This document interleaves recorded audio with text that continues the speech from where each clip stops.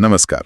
आज हम केरल से आ रही एक कह सकते हैं काफ़ी परेशान करने वाली खबर पर बात करने वाले हैं। कुछ ऐसी रिपोर्ट्स और ब्रीफिंग्स हमारे सामने आई हैं जो एक गंभीर स्वास्थ्य संकट की तरफ इशारा कर रही हैं। एक ऐसा सूक्ष्म जीव जो दिमाग पर हमला करता है और जिसके मामले वहाँ बढ़ रहे हैं। तो समझते हैं कि ये मामला आखिर है क्या। ये सिर्फ सनसनीखेज हेडलाइंस नहीं है, ये एक वास्तविक खतरा है जिसके बारे में सही जानकारी होना बहुत ज़रूरी है। हमारे पास रॉयटर्स, अल जजीरा और एनडीटीवी, हिंदुस्तान टाइम्स जैसे स्रोतों से जानकारी है और हम कोशिश करेंगे कि इसका सार आप तक पहुंचाएं। बिल्कुल, हमारा मकसद यही है कि इन अलग अलग स्रोतों से सबसे अहम जानकारी निकालें कि असल में हो क्या रहा है, इस खतरे का मतलब क्या है और सबसे ज़रूरी इससे बचा कैसे जा सकता है। ये बीमारी प्राइमरी अमीबिक मेनिंजोएन्सेफेलाइटिस PAM कहलाती है और इसका कारण एक खास किस्म का अमीबा है। तो शुरुआत करते हैं जमीनी हकीकत से। आंकड़े क्या बता रहे हैं? सुनने में आ रहा है कि केरल में स्थिति वाकई चिंताजनक है। में से 19 लोगों की जान चली गई है। हाल ही में मतलब पिछले महीने ही कुछ और मौतें हुई हैं जिनमें छोटे बच्चे भी शामिल थे। तो जाहिर है इसने स्वास्थ्य अधिकारियों की चिंता बहुत बढ़ा दी है और राज्य में अलर्ट भी जारी किया गया है। ओह, 69 से 72 मामले और 19 मौतें। ये आंकड़े शायद राष्ट्रीय स्तर पर छोटे लगें, लेकिन एक इतनी दुर्लभ और इतनी खतरनाक बीमारी के लिए ये तो बहुत ज्यादा है। और खासकर छोटे बच्चों का प्रभावित होना तो वाकई दिल दहलाने वाला है। ये बताता है कि मामला कितना गंभीर है। अच्छा, ये होता किस वजह से है? आपने एक अमीबा का जिक्र किया था। इसका कारण है नेग्लेरिया फाउलेरी। ये एक अमीबा है। इसे आम भाषा में ब्रेन ईटिंग अमीबा यानी दिमाग खाने वाला अमीबा भी कह दिया जाता है। हालांकि ये सचमुच दिमाग को खाता नहीं है, बल्कि ये इन्फेक्शन पैदा करता है। ये एक मुक्त जीवी अमीबा है, मतलब ये इंसान के शरीर के बाहर पर्यावरण में जिंदा रह सकता है और यही अमीबा PAM बीमारी पैदा करता है। ये दिमाग का एक बहुत तेजी से फैलने वाला और अक्सर जानलेवा संक्रमण है। ब्रेन ईटिंग अमीबा, नाम ही डरावना है। लेकिन ये फैलता कैसे है? मतलब कोई इंसान इसके संपर्क में आता कैसे है? क्या ये पानी पीने से होता है? नहीं, ये एक बहुत अहम सवाल है और यहीं पर कई लोग गलती कर सकते हैं। संक्रमण दूषित पानी पीने से नहीं होता है। ये तब होता है जब नेग्लेरिया फाउलेरी से दूषित गर्म ताज़ा पानी जैसे झीलें, तालाब, धीमी गति से बहने वाली नदियां या फिर बिना क्लोरीन वाले स्विमिंग पूल। अच्छा, ये पानी नाक के रास्ते जोर से ऊपर चढ़ जाता है। कभी कभी नल का पानी भी, अगर वो दूषित है और उसे नाक धोने मतलब नेजल इरिगेशन या धार्मिक क्रियाओं के लिए इस्तेमाल किया जाए, तब भी ऐसा हो सकता है। अरे, तो ये पानी पीने से नहीं बल्कि नाक के जरिए शरीर में जाने से होता है। ये जानना तो बहुत जरूरी है। मतलब नहाते वक्त या डुबकी लगाते वक्त या फिर वो जो नेती जैसी क्रिया करते हैं, उसमें खतरा ज्यादा है। बिल्कुल। जब पानी नाक में जोर से घुसता है तो अमीबा नाक की झिल्ली से होते हुए सूंघने वाली नस के जरिए सीधे दिमाग तक पहुंच जाता है और एक बार दिमाग में पहुंच गया तो फिर ये तेजी से फैलकर गंभीर सूजन और टिश्यू को नष्ट करना शुरू कर देता है। इसीलिए ये इतना खतरनाक है। और आपने सही कहा, नेति क्रिया करते समय इसीलिए खास सावधानी बरतने की जरूरत है। अगर नेति पॉट इस्तेमाल कर रहे हैं तो सिर्फ जीवाणु रहित मतलब स्टेराइल या डिस्टिल्ड या फिर पहले से उबाला हुआ और फिर ठंडा किया गया पानी ही इस्तेमाल करें। ओके। नल के पानी को बिना उबाले या फिल्टर किए नाक साफ करने के लिए इस्तेमाल करना जोखिम भरा हो सकता है और ये ध्यान रखना है कि पानी जोर से ऊपर ना चढ़े। ये तो बहुत ही अहम जानकारी है, खासकर उन लोगों के लिए जो योग या दूसरी पद्धतियों में नेति क्रिया करते हैं। पानी की शुद्धता और इस्तेमाल का तरीका दोनों पर ध्यान देना होगा। अच्छा, मान लीजिए कि कोई दुर्भाग्य से संक्रमित हो गया, तो पता कैसे चलेगा? इसके शुरुआती लक्षण क्या होते हैं? देखिए, शुरुआत में लक्षण थोड़े आम से लग सकते हैं, जैसे बुखार, बहुत तेज सिर दर्द, मतली या उल्टी होना और गर्दन में अकड़न महसूस होना। ये लक्षण संक्रमण के 1 से 12 दिन बाद, औसतन 5 दिन बाद शुरू हो सकते हैं। बुखार, सिरदर्द, उल्टी, गर्दन में अकड़न, ये लक्षण तो कई और बीमारियों जैसे आम वायरल फीवर या मेनिंजाइटिस के दूसरे प्रकारों से मिलते जुलते हैं। तो फिर इसमें खास क्या है? खास बात यह है कि PAM में स्थिति बहुत तेजी से बिगड़ती है, बहुत तेजी से। शुरुआती लक्षणों के बाद बहुत जल्दी, अक्सर 1 से 2 दिनों के अंदर ही मरीज में भ्रम की स्थिति आ जाती है, कंफ्यूजन, ध्यान केंद्रित नहीं कर पाता, संतुलन खोने लगता है, दौरे पड़ सकते हैं, सीजर्स, और मतिभ्रम मतलब हैलुसिनेशंस भी हो सकते हैं, और आखिरकार मरीज कोमा में जा सकता है। संक्रमण होने के बाद मौत आमतौर पर 5 से 7 दिनों के अंदर हो जाती है। बाप रे, इतनी तेजी से? मतलब शुरुआती लक्षणों को नजरअंदाज करने की तो गुंजाइश ही नहीं है इसमें। ये बात वाकई डराती है कि आम लगने वाले लक्षण इतनी तेजी से जानलेवा स्थिति में बदल सकते हैं। अगर किसी को ताजे पानी के संपर्क में आने के बाद ऐसे लक्षण दिखें तो क्या करना चाहिए? फौरन, बिना किसी देरी के आपातकालीन चिकित्सा सहायता लेनी चाहिए, इमरजेंसी में जाना चाहिए, और अस्पताल पहुंचकर डॉक्टरों को ये बताना बहुत जरूरी है कि हाल ही में ताजे पानी जैसे झील, तालाब, नदी वगैरह में नहाने या किसी तरह का संपर्क हुआ था। ये जानकारी डॉक्टरों को सही दिशा में सोचने और पेम का शक करने में मदद कर सकती है, क्योंकि ये बीमारी दुर्लभ है और इसके लक्षण दूसरी दिमागी बुखारों से मिल सकते हैं।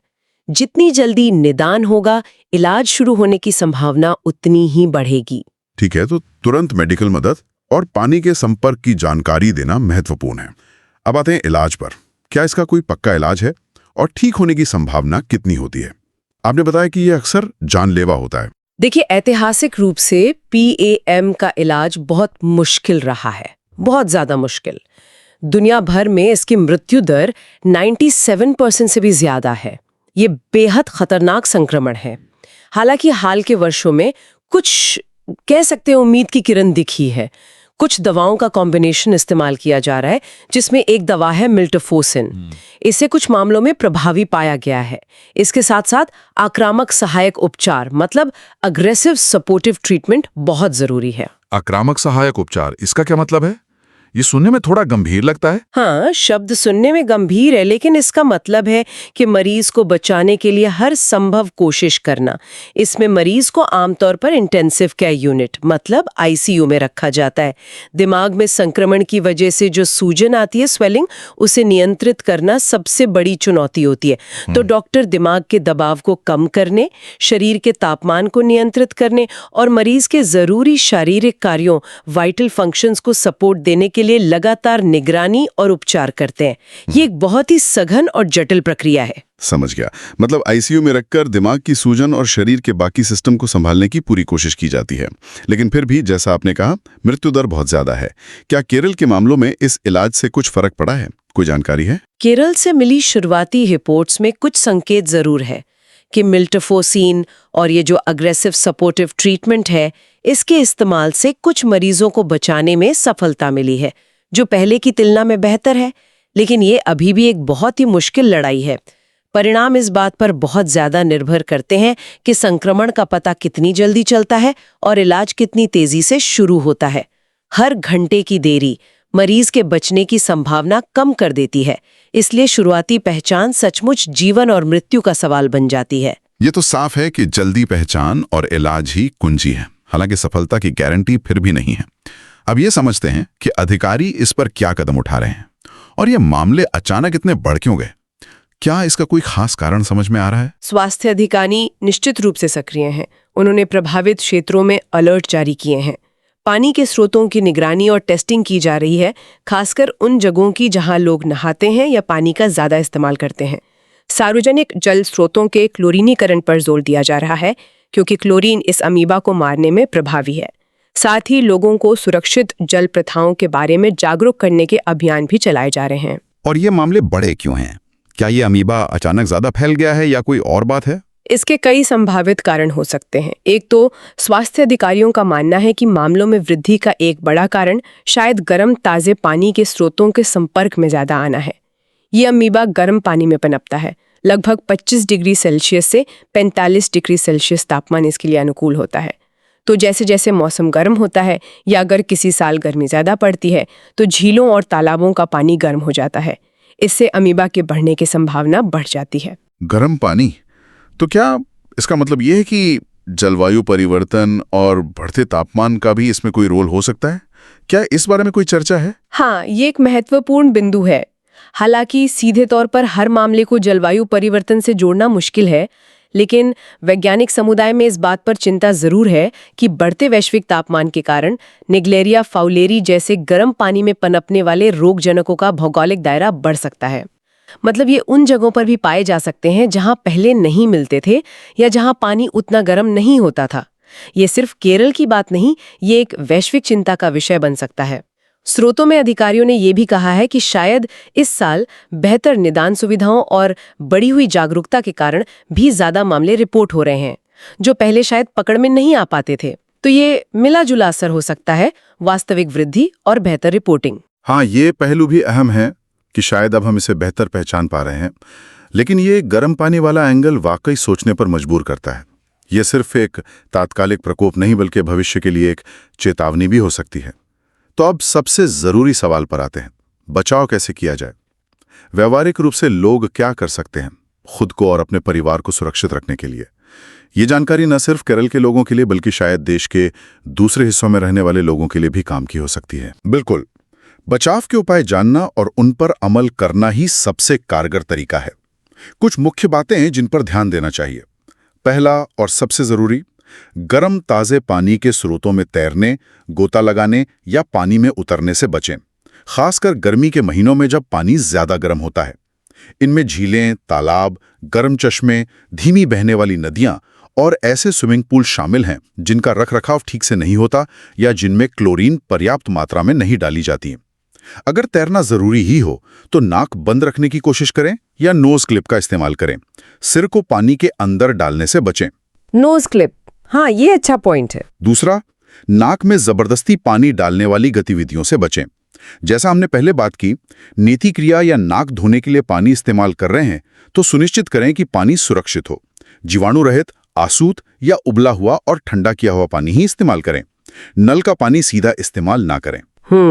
पानी में ज्यादा खेलते हैं और पानी नाक में जाने की संभावना ज्यादा होती है। सही बात है। चौथा, अगर आपके घर में पानी की टंकी है तो उसकी नियमित सफाई सुनिश्चित करें और पानी के क्लोरीनीकरण के लिए स्थानीय अधिकारियों से संपर्क में रहें। अगर नगरपालिका आपूर्ति पर निर्भर है तो ये जानना जरूरी है कि पानी का उपचार ठीक से हो रहा है या नहीं। और पांचवा, जैसा हमने पहले भी जोर दिया, अगर किसी व्यक्ति को ताजे पानी के संपर्क में आने के बाद PAM के लक्षण दिखें, तेज सिरदर्द, बुखार, गर्दन अकड़ना, उल्टी, तो तुरंत डॉक्टर से संपर्क करें और उन्हें पानी के संपर्क के बारे में जरूर बताएं। जागरूकता और सतर्कता ही बचाव है। ये बचाव के उपाय बहुत स्पष्ट हैं और इन्हें अपनाना मुश्किल नहीं लगता। नाक में पानी जाने से रोकना, पानी के स्रोत का ध्यान रखना और लक्षणों पर तुरंत प्रतिक्रिया देना, ये मूल मंत्र हैं। हाँ, और एक और बात जोड़ना चाहूंगी।